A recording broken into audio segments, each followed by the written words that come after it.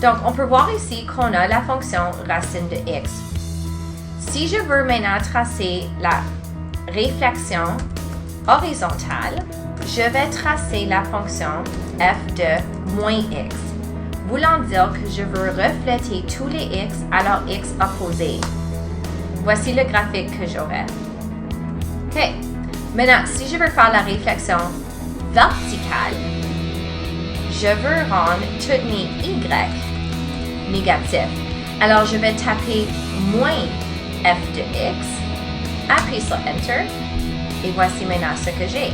Donc, la réflexion verticale rend tous les x pareils, mais les y sont tous les y négatifs.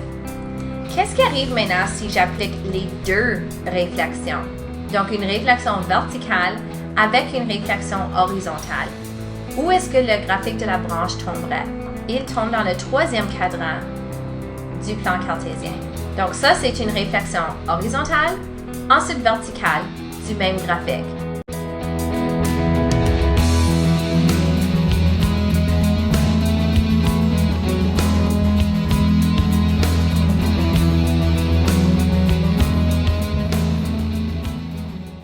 Tentons quelques exemples maintenant. Donc, nous avons une fonction f de x qui est juste ici. Écrit l'équation de la transformée, puis trace le graphique. Ensuite, indique le domaine et l'image. Donc, si h de x est une réflexion par rapport à l'axe y, ça veut dire que c'est une réflexion horizontale, puisque je vais être en train de plier ma page sur l'axe de symétrie y, voulant dire que tous mes x vont aller à des x négatifs. Donc, h de x va être moins f de moins x, ou racine de moins x plus 2. Si j'indique mes transformations maintenant, ça veut dire que j'ai une réflexion horizontale suivie d'une translation verticale de 2 vers le haut. Donc, ça veut dire qu'ici, je vais rendre tous mes x à leur x opposé. Et ensuite, je vais ajouter 2 à tous mes y. Si on commence avec la fonction de base, f de x, c'est la fonction de la radicale. Donc, 0, 1, 4, 9, 0, 1, 2, 3. Maintenant, la transformée qui est h de x aura le tableau suivant. Tous les x sont des x négatives. Et ensuite, j'ajoute 2 à tous mes y. Donc, 0, moins 1, moins 4, moins 9. Et ensuite, j'ajoute 2. 2, 3, 4, 5. Graphiquement, f de x est juste ici. Et ensuite, h de x est maintenant une réflexion et j'ajoute 2. Une réflexion horizontale, ajoute 2. Alors, tu peux voir ici que j'ai la réflexion horizontale selon l'axe de symétrie y et que j'ai bougé mon graphique verticalement vers le haut de 2 avec une translation. Maintenant, pour le domaine et l'image, le domaine est maintenant tous les x plus petits que 0 à cause de la réflexion et l'image sera tous les y plus grands ou égal à 2 à cause de la translation. Donc, r de x est une réflexion par rapport à l'axe des x, donc verticale, voulant dire que cette réflexion va causer que toute la fonction f de x va devenir négative.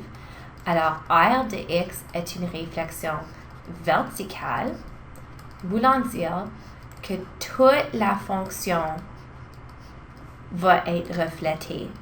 Alors, la branche va être négative et la translation de 2 est maintenant vers le bas au lieu de vers le haut. Alors, toute la fonction devient son opposé. Mes deux transformations sont donc les suivantes. Une réflexion verticale avec une translation verticale de 2 vers le bas. Si je veux donc tracer ceci, ça veut dire que tous mes y vont devenir le négatif de leur y avant et que je vais soustraire 2 de mes y. Le tableau sera donc le suivant. Les x ne changent pas mais les y vont devenir leur opposé avec une translation de 2 vers le bas. Donc 0, moins 2 donne moins 2, moins 1, moins 2, moins 3, moins 2, moins 2, moins 4, et moins 3, moins 2, moins 5. Donc ma nouvelle fonction sera ici. Et on peut voir la réflexion verticale selon l'axe des x avec une translation verticale vers le bas de 2. Le domaine sera donc tous les x plus grands égale à 0, puisque les x n'ont pas été changés, mais les y seront tous les y plus petits ou égales à moins 2 à cause de la réflexion et la translation. Pour s de x maintenant, nous allons faire une réflexion par rapport à l'axe des y avec une réflexion par rapport à l'axe des x, voulant dire que s de x sera une réflexion verticale avec une réflexion horizontale. Donc, le négatif ou l'opposé de la fonction avec un x opposé, et si on développe le moins ou la réflexion, ça veut dire que la translation va aussi changer à sa translation opposée. Donc, nous avons les transformations suivantes. Une réflexion verticale, une réflexion horizontale et une translation verticale de 2 vers le bas. Alors, les y vont devenir négatifs, les x vont devenir leur opposé et les y vont aussi glisser de 2 vers le bas. Mon tableau sera donc le suivant. Tous les x vont être leur opposé. Les y vont être leur opposé avec une translation de 2 vers le bas.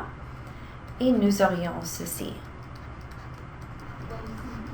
Et on peut voir la réflexion encore, et la translation de 2 vers le bas. Le domaine sera tous les x plus petits que 0. Et pour les y, tous les y plus petits ou égales à moins 2.